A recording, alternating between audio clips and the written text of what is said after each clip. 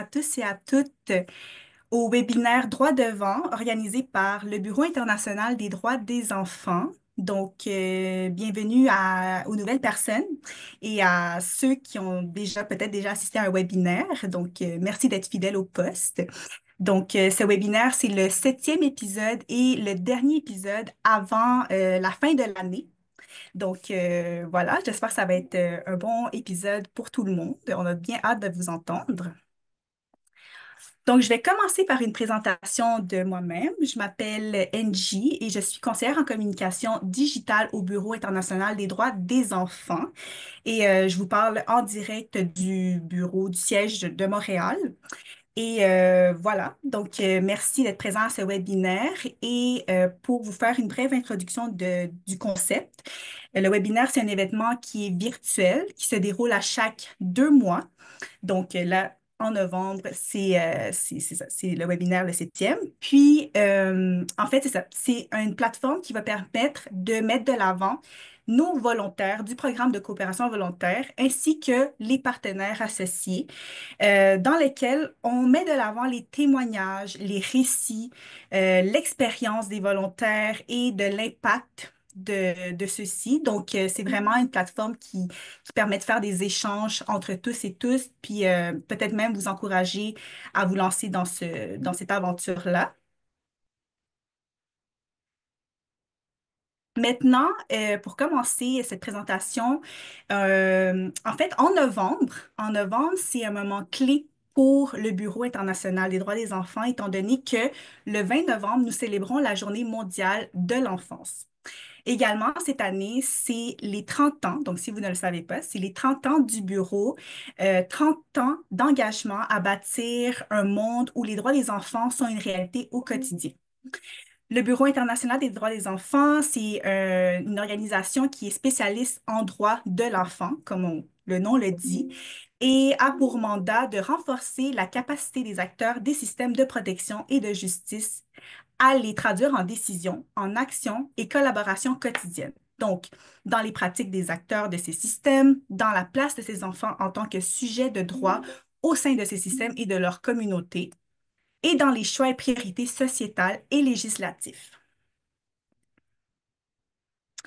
Au bureau, nous avons également le programme de coopération volontaire, donc ce programme dont je parlais tantôt, qui s'étend sur 8 ans. 8 ans pour objectif d'améliorer le bien-être des droits des enfants à travers le monde. Nous travaillons avec 11 pays dans 3 régions, donc l'Afrique subsaharienne, l'Afrique du Nord et l'Amérique centrale et du Sud, avec plus d'une trentaine d'organisations partenaires. Dans le programme de coopération, il y a bien sûr l'élément clé, les volontaires qui s'engagent à chaque année pour mettre en œuvre leurs expertises. Ils peuvent avoir une expertise en gestion de projet, en communication, en suivi d'évaluation et apprentissage.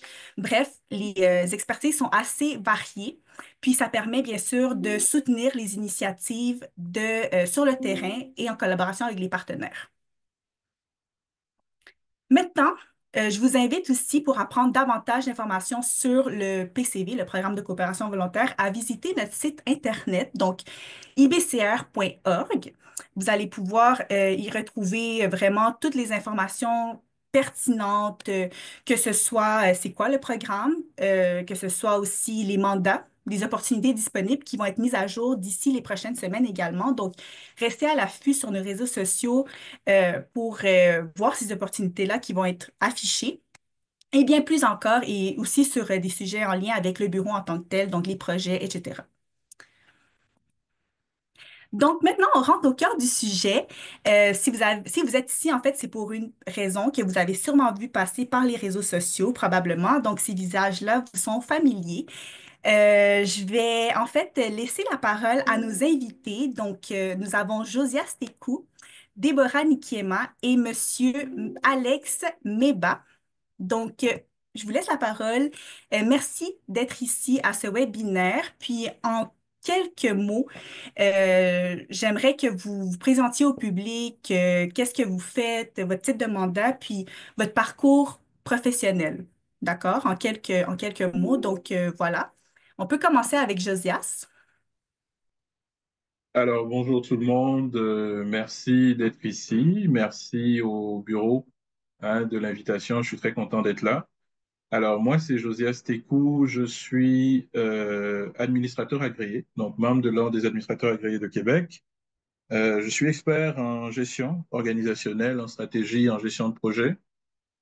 Plusieurs années d'expérience variées à travers diverses entreprises, des entreprises privées, des banques, entreprises gouvernementales, entreprises internationales aussi. Donc, une expérience relativement éclectique. Actuellement, je suis donc conseiller en gestion de projet auprès de la CEJUS, qui est la clinique d'expertise juridique et sociale et qui se trouve au Togo, un beau petit pays en Afrique de l'Ouest. Voilà. Merci beaucoup, Josias, pour cette présentation. Déborah. Bonjour, donc il est midi chez vous, alors avec le décalage horaire, il est 17 heures. Alors, je m'appelle Déborah Nikema, je suis en ce moment conseillère en gestion organisationnelle à l'association Kyogo. Donc, je suis coopérante volontaire. Je dirais qu'au niveau de mon expérience, j'ai une vingtaine d'années d'expérience au Québec. Et quand je parle d'expérience, c'est de l'expérience en gestion des ressources humaines et à différents niveaux, au niveau de la formation, au niveau du conseil, au niveau de l'accompagnement, au niveau de l'évaluation, évaluation de programme, par exemple. J'ai aussi eu la possibilité de travailler dans le communautaire. Donc, le communautaire, pendant plus de 10 ans, moi, j'ai travaillé dans le communautaire et j'ai tellement aimé ça que j'ai continué ici dans le communautaire aussi. Dans le milieu associatif, c'est exactement la même chose et ça me passionne parce que je trouve qu'on est sur le terrain. Mon expertise aussi, je l'ai développée au niveau gouvernemental, donc au Québec. Et de façon générale, je dirais que moi, j'aime ce que je fais. Puis quand je m'engage quand je m'engage quelque part, il faut que j'aime ce que je fais. Et je vous dirais qu'en étant coopérante volontaire, j'aime ce que je fais. Puis je suis contente de pouvoir partager ce que je fais sur le terrain chez Kyogo avec vous parce que ça me nourrit. Et puis quand ça nous nourrit, ça nourrit la personne, je trouve qu'on y gagne. Donc, merci d'être là. Merci beaucoup, Déborah, pour cette belle présentation. Puis on va passer maintenant avec Monsieur Meba.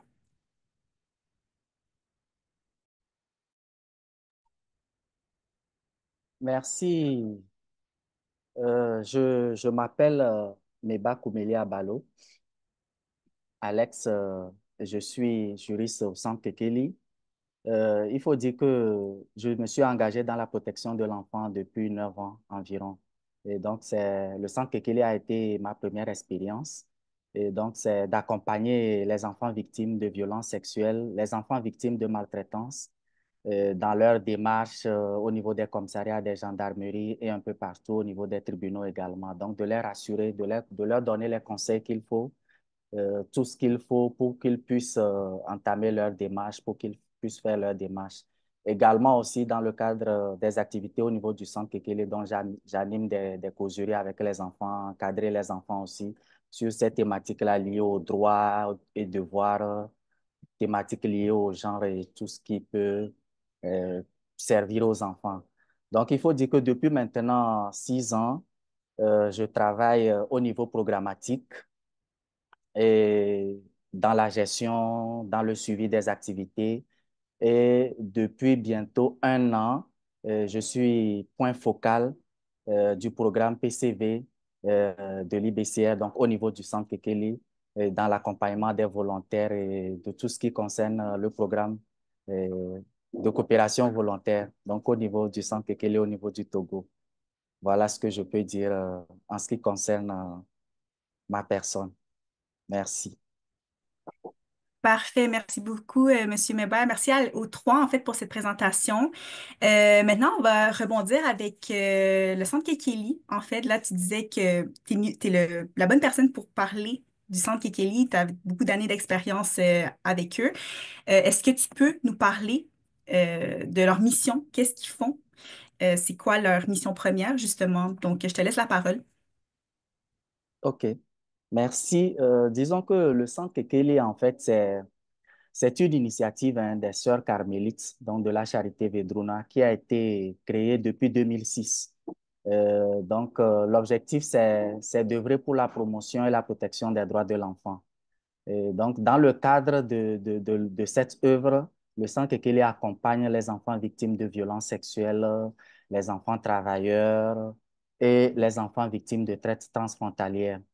Il faut dire aussi que nous accompagnons les enfants victimes sur le plan social, sanitaire, psychologique, juridique et éducatif. Donc, disons que le Centre Kekele fait une prise en charge holistique, puisque dans le cadre de cette prise en charge même, nous avons la possibilité d'héberger les victimes, donc que nous accueillons. Il y a cette maison d'accueil de transit qui est disponible pour héberger les victimes.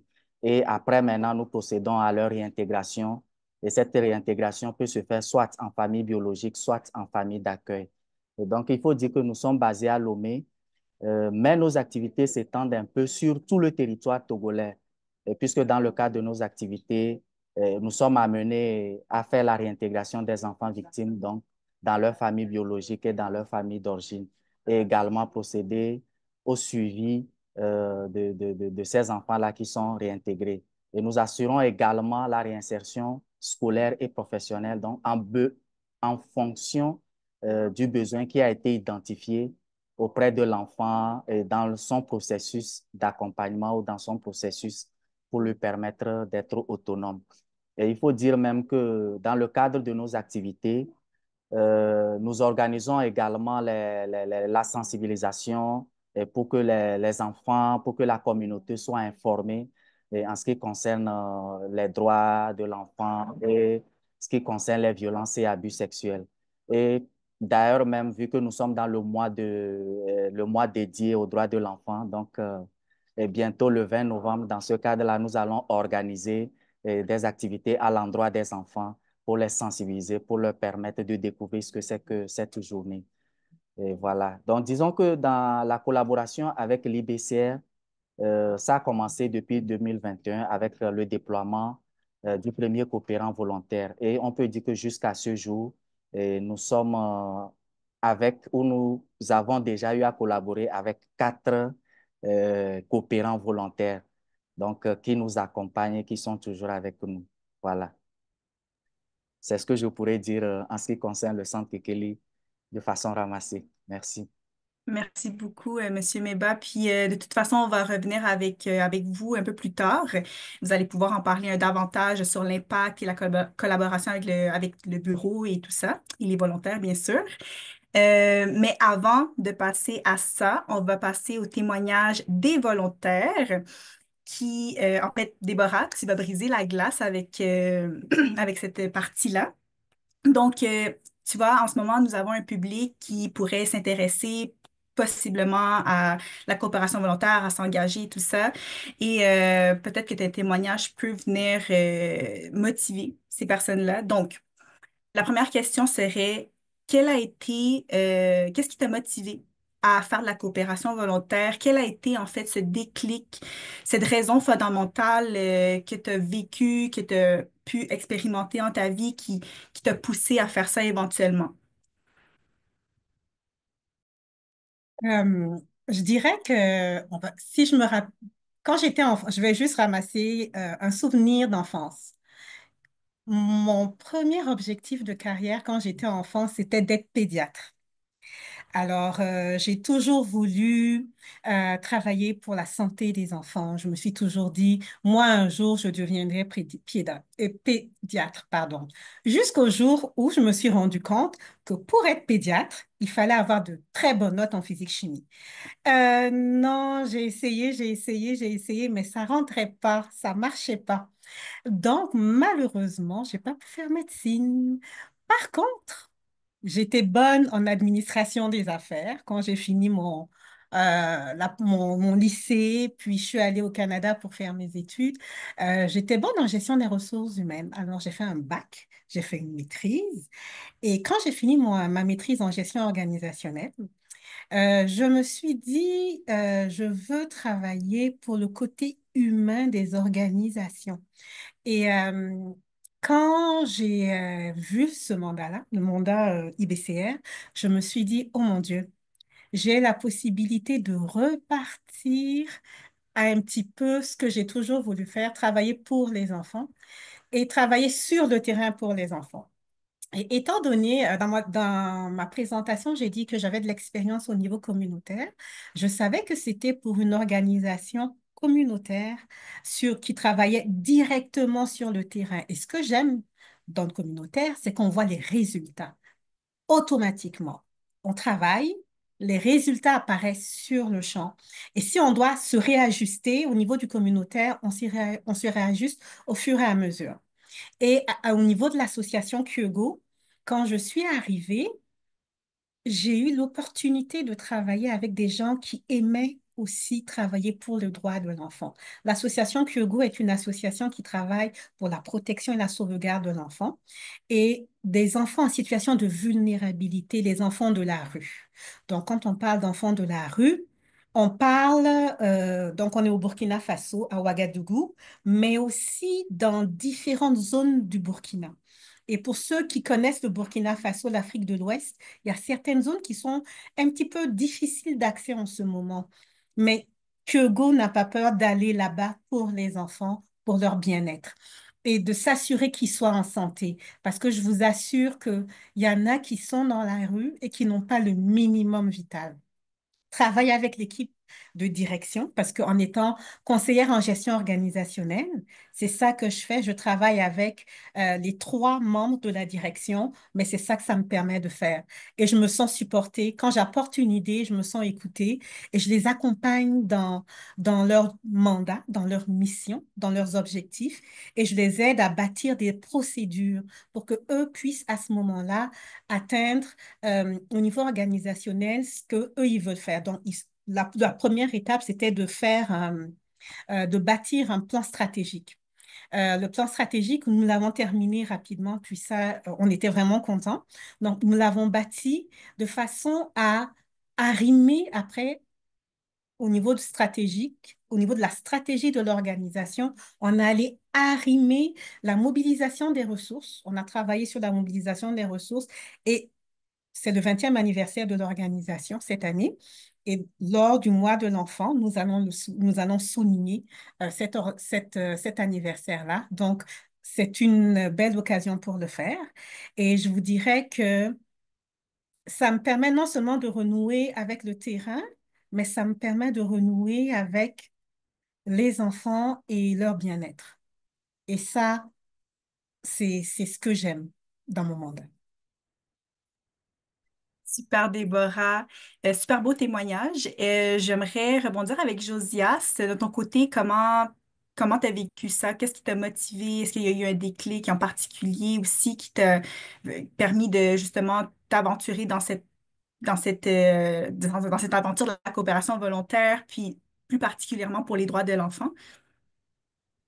Oui, oui. Ben déjà, pour ce qui concerne les enfants, je viens d'une famille où mon père est chirurgien pédiatre à la retraite hein, de nos jours. Ma mère est pédiatre. Donc, de base, on était vraiment toujours sensibilisés à la cause des enfants à la maison. Je me rappelle, il y a des vidéos, il y a une vidéo qui me vient à l'esprit actuellement, là, où c'était une chanson, je ne sais pas si ça existe encore sur YouTube, mais une chanson qui sensibilisait à ce que les adultes prennent action pour empêcher le travail forcé des enfants. Donc, le travail qui fait que les enfants sont déscolarisés, puis au lieu d'aller à l'école, ils s'en vont travailler, mettons, ben, dans d'autres contextes. Donc, il y avait cette chanson-là qui passait souvent à la maison.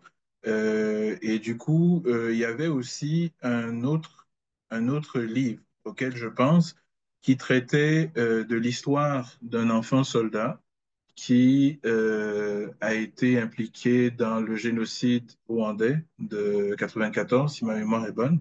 Et donc, moi, tout petit, d'avoir lu cette histoire-là et d'en avoir discuté avec mes parents, c'est quelque chose qui m'avait marqué. Et du coup, immédiatement, je me disais, ben, écoute, c'est important, en fait, de savoir que les enfants ont des droits, puis c'est important qu'il y ait des personnes qui le réalisent.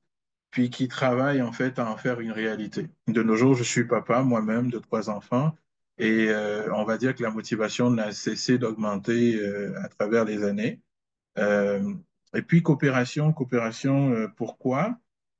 Parce qu'on va dire que, encore une fois, c'est un peu dans ma nature de vouloir collaborer, de vouloir partager mes connaissances un petit peu. On va dire que c'est quelque chose que j'ai eu l'habitude de faire régulièrement pendant tout mon parcours professionnel.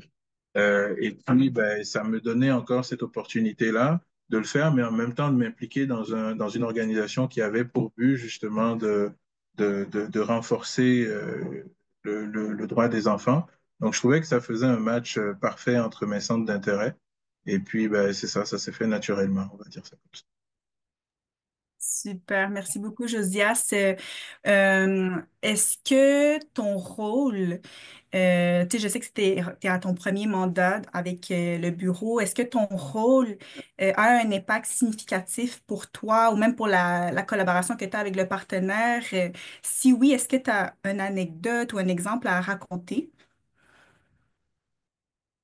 Mon rôle, donc je suis conseiller en gestion de projet avec le partenaire. Donc essentiellement, en fait, le rôle consiste à accompagner le partenaire en question, qui est donc la clinique d'expertise juridique et sociale, à en fait redonner ou renforcer les compétences des membres de cette clinique-là en matière de gestion de projet. Donc c'est sûr qu'il y a des connaissances qui sont déjà là. Donc on ne vient pas en donneur de leçons, on vient en appui. On vient réveiller ce qui est peut-être endormi et puis peut-être affiner certaines compréhensions et donner peut-être les méthodes les plus à jour sur le marché. Donc c'est déjà ça, déjà le focus principal. Ensuite, on a un volet également du mandat qui est en mobilisation de ressources. Donc encore une fois, les ressources, c'est vraiment central par rapport à toute œuvre qu'on veut faire, hein. Si on veut que les objectifs du partenaire soient atteints, c'est important qu'il y ait des ressources qui soient mobilisées en ce sens-là. J'ai la chance d'être avec un partenaire avec lequel la collaboration est excellente. Donc, c'est une équipe qui est jeune, très dynamique et qui répond vite, en fait, ben, à la coopération. En fait, la coopération se passe super bien.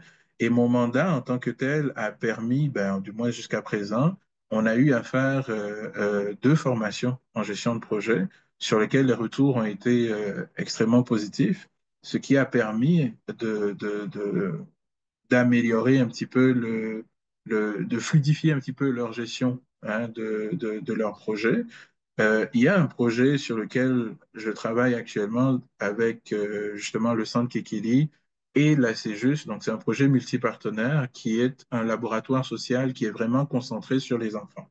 Donc, c'est un projet qui est porté par l'IBCR et donc je suis la personne ici qui est la référence de l'IBCR et qui accompagne ce projet ici. Le projet a donc pour objectif de permettre à terme de produire des documents qui permettront aux enfants de comprendre plus facilement les droits qu'ils ont. Donc, les enfants qui sont victimes et les enfants qui sont en conflit avec la loi auront plus facilement une meilleure compréhension de leurs droits. Et donc, je pense que ce sera le plus gros impact, on va dire, du projet à terme. Sinon, c'est sûr qu'il y en a d'autres. Là, on parlait de l'anniversaire du partenaire ici qui va fêter 10 ans l'année prochaine. Donc aussi, encore une fois, c'est un projet plusieurs projets en fait en lien avec cet anniversaire-là qu'ils sont en train d'organiser. C'est encore de l'accompagnement, de l'optimisation de leurs procédures aussi à ce niveau-là. Donc, je pense que ça faisait le tour pas mal, je dirais. Merci, Josias. Déborah, je ne sais pas si tu veux ajouter quelque chose en 1 minute pour répondre à cette question-là aussi au niveau de ton rôle, s'il y a eu un impact significatif auprès de toi ou pour le partenaire en tant que tel. Euh, Au niveau de l'impact significatif, moi, je dirais que, étant donné que je suis en développement organisationnel, l'impact significatif, c'était par rapport au plan stratégique. L'organisation avait vraiment besoin d'un plan stratégique pour aller un petit peu plus loin par rapport à tout ce qui était demande de prêt, demande, appel de projet, parce que c'est obligatoire maintenant, c'est demandé partout. Et donc, partout, donc, on a travaillé là-dessus. C'est un document qu'on fait le plus souvent ça prend du temps à produire hein, un plan stratégique parce qu'on planifie 5 ans. C'est un plan quinquennal. Donc, je dirais que ils se sont investis. Puis, ce qui est beau chez Kyogo, c'est que quand ils veulent ou quand on propose une idée, ils avancent vite. Et je pense qu'on en parlait tout à l'heure avant de commencer le webinaire. C'est automatiquement, quand on apporte une idée, quand on apporte un plan, avec l'équipe de coordination, on en discute, on met un comité sur place et on avance. Et quand on avance chez Kyogo. Et on mobilise les gens et les gens sont mobilisés. Et c'est agréable. C'est agréable de travailler et l'ambiance de travail, c'est une belle ambiance de travail. On se sent accueillis. Et moi, je vous dirais que des fois, on nous présente comme Kyogo personnel Kyogo. Et c'est drôle parce que nous sommes deux, maintenant trois quasiment IBCR en mandat chez Kyogo. Et quand on se présente, des fois on se dit, oui, bonjour, je m'appelle Déborah. Et puis, il faut que après ça, c'est comme, oh, Déborah est chez au Bureau international du droit des enfants. On oublie que nous ne sommes pas de l'équipe parce que nous sommes tellement intégrés dans l'équipe qu'on fait partie de l'équipe. Et c'est ça aussi qui est le fun. Donc, on fait partie d'une famille et les valeurs partagées par l'association deviennent nos valeurs. Et sur le terrain, ce qu'ils font, ils font des maraudes. Vous savez, c'est quoi une maraude? Une maraude, c'est une équipe qui va sur le terrain rejoindre les jeunes où ils souffrent.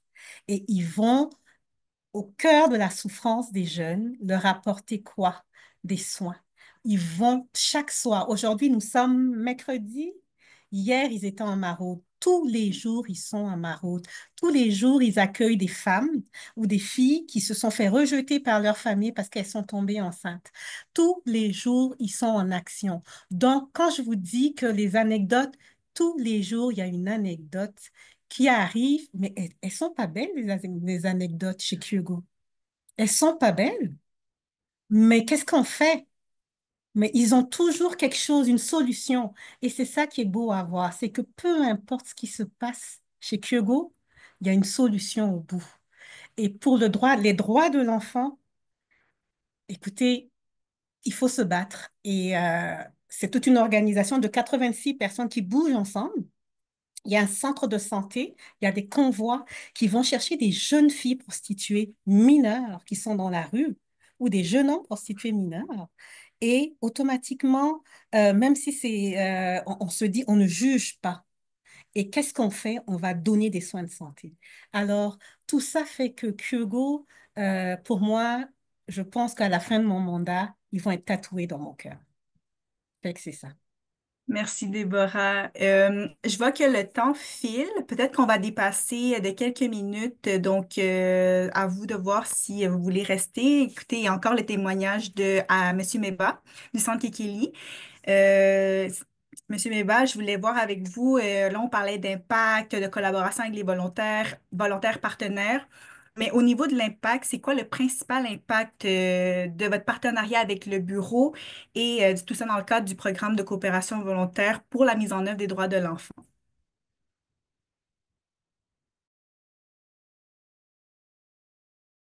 Le micro, oui, voilà. Donc, disons que l'impact du partenariat avec l'IBCR donc, se situe à plusieurs niveaux, hein. Donc, c'est tant sur le plan organisationnel que sur le plan de l'équipe technique en passant par les bénéficiaires. Et donc, nous pouvons dire que ce qui a été vraiment significatif, c'est l'organisation d'un événement, je dirais le dîner de gala.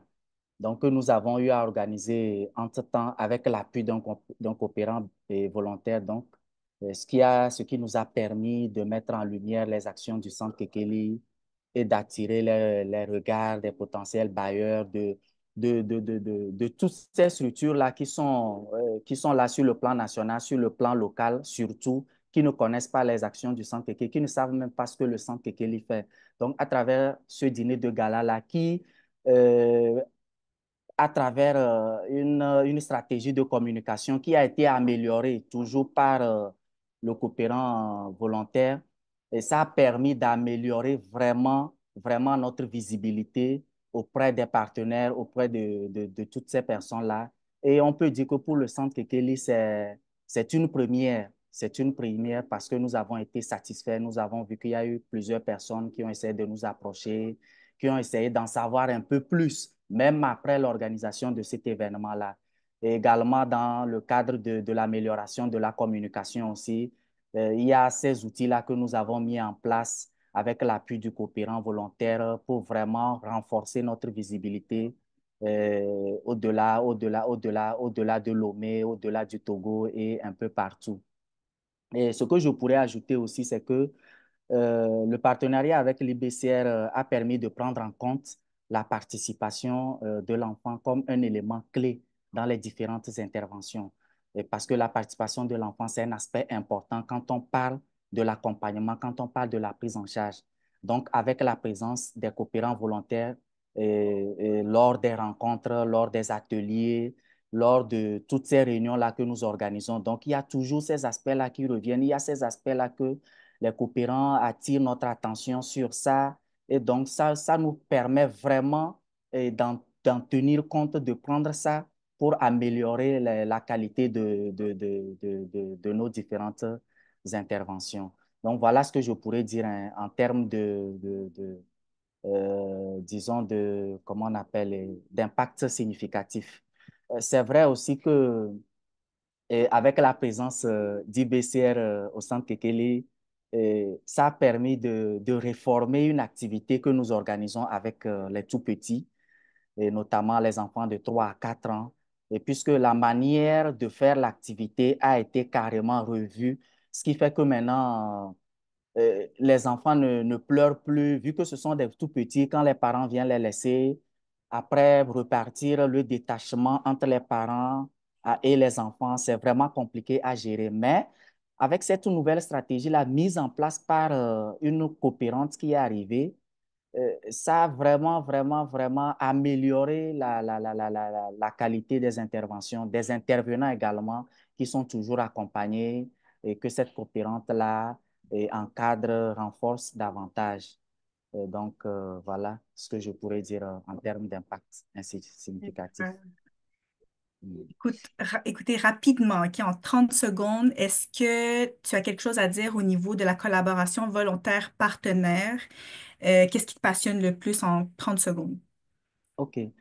Disons que ce qui me passionne vraiment, ce sont les échanges, les interactions que nous avons avec les coopérants volontaires parce qu'ils mettent leur expérience à ils partagent leur expérience avec nous. Donc, ce qui permet de nous inspirer de leur vécu, de leur connaissance pour pouvoir vraiment améliorer la qualité de nos interventions. Donc, c'est des coopérants, en fait, qui sont ouverts d'esprit et qui sont toujours disposés à nous apporter leur aide.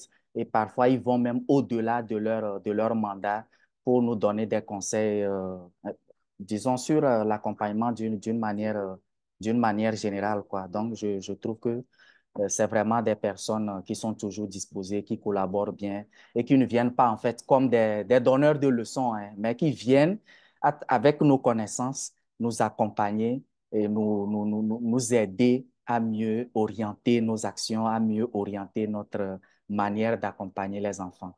Voilà. Merci beaucoup à vous trois pour votre témoignage touchant, pertinent, inspirant. Puis maintenant, pour clore ce webinaire, étant donné que là, le temps file, rapidement, est-ce que vous avez des conseils à donner au public pour leur motiver à vouloir s'engager dans la coopération volontaire? Donc, en quoi, 15 secondes chacun. Qui veut commencer, Josias? Oui, des conseils.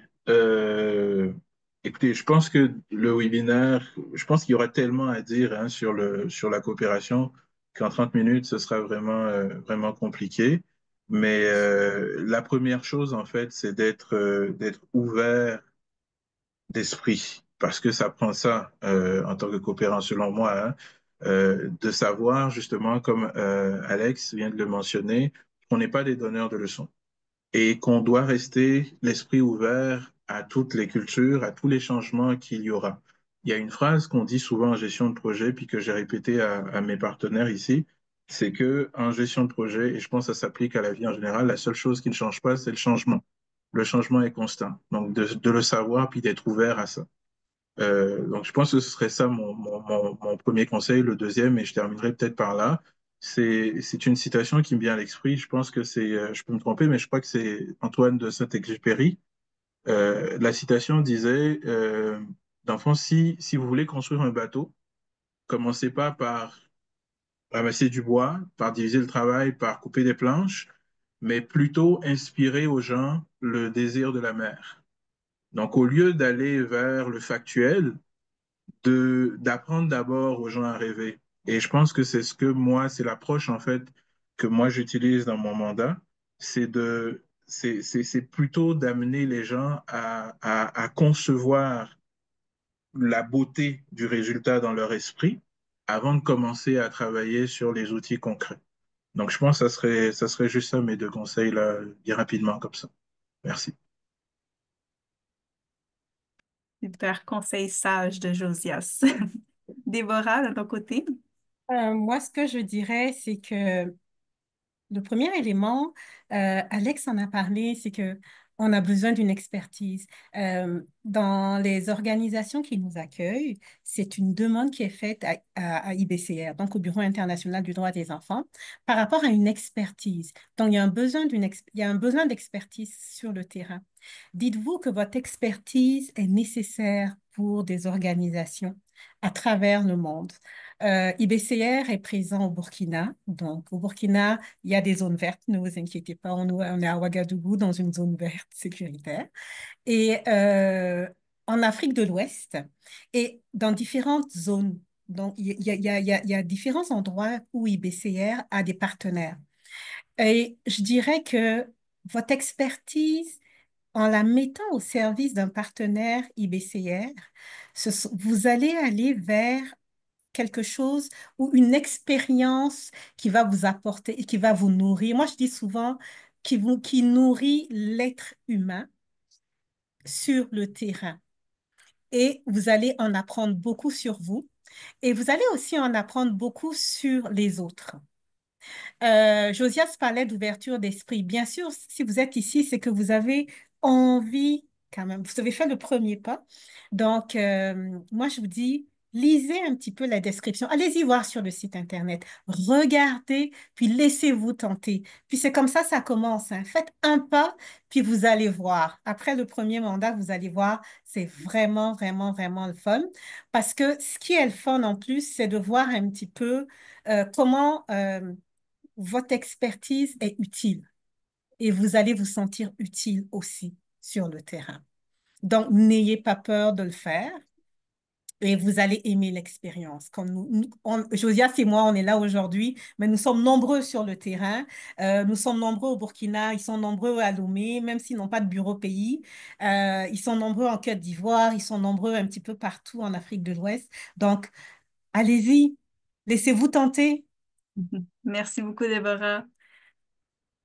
Monsieur Eba, est-ce que vous avez un petit conseil rapide?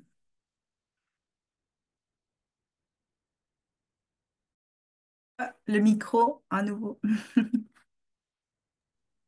Voilà. Donc, je commence en disant que j'espère hein, qu'on aura un bureau pays très bientôt. Donc, peut-être pour le conseil que je donnerai aux personnes qui hésitent hein, à s'engager, il est vrai que la peur d'un nouveau milieu peut constituer un frein. Parce que, bon, on parle du Togo, on parle de Lomé, ces personnes notamment ne connaissent pas vraiment le milieu, ne connaissent pas le contexte, donc c'est normal que cela crée des hésitations. Mais ce que je peux dire, c'est que le Togo est un pays accueillant. Nous sommes un peuple qui accueille et, par exemple, euh, nous avions reçu des Canadiens donc, qui sont arrivés pour des stages, qui sont arrivés pour du bénévolat. Et au début, bon, il y avait cette peur-là, mais au bout de 6 mois, après, bon, on a senti même qu'ils n'avaient plus envie de partir parce que, bon, ils étaient arrivés à terme. Ils n'avaient plus envie de partir parce qu'ils étaient vraiment intégrés. Et ils se sentaient à l'aise. Ils n'avaient pas... En tout cas, c'était bien. Et donc, pour nous, pour les organisations partenaires, nous avons besoin de votre expertise. Et donc, n'hésitez pas à vous engager parce que nous avons besoin de vous et pour contribuer efficacement à lutter contre les maltraitances, contre les violences. Et si vous avez eu des expertises, n'hésitez pas à mettre à contribution, n'hésitez pas à vous engager et parce qu'on a vraiment besoin de vous, de votre expérience et pour nous aider et également pour vous enrichir aussi sur le plan personnel.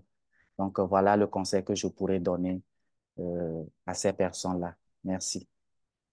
Parfait. Écoutez, le temps joue contre nous. On ne fera pas de questions-réponses de section avec des questions du public. Par contre, qu'est-ce qu'on va faire, c'est que si vous avez des questions, vous pouvez déjà l'envoyer dans le chat ou sinon, on va vous mettre dans la barre de description, pas la barre de description, mais dans la section de chat, on va vous envoyer le courriel dans lequel vous allez pouvoir envoyer les questions qui sont adressées à nos invités si jamais. Puis, c'est comme ça qu'on va faire parce que le temps, on a dépassé les 10 minutes, mais c'est vraiment correct. Comme Josias l'a dit, il y a beaucoup plus de choses qui pourraient être dites en lien avec la coopération volontaire et en 30 minutes, c'est difficile. Mais je voulais remercier Josias, Déborah et Monsieur Béba du Centre Kekeli d'être venus à ce webinaire, cet événement virtuel. Donc, c'est notre dernier de l'année 2024 et je voulais aussi en profiter au nom du bureau de vous remercier pour votre travail, l'impact positif que vous faites pour les droits des enfants, puis en espérant que ça l'a motivé, inspiré des gens parmi nos spectateurs aujourd'hui.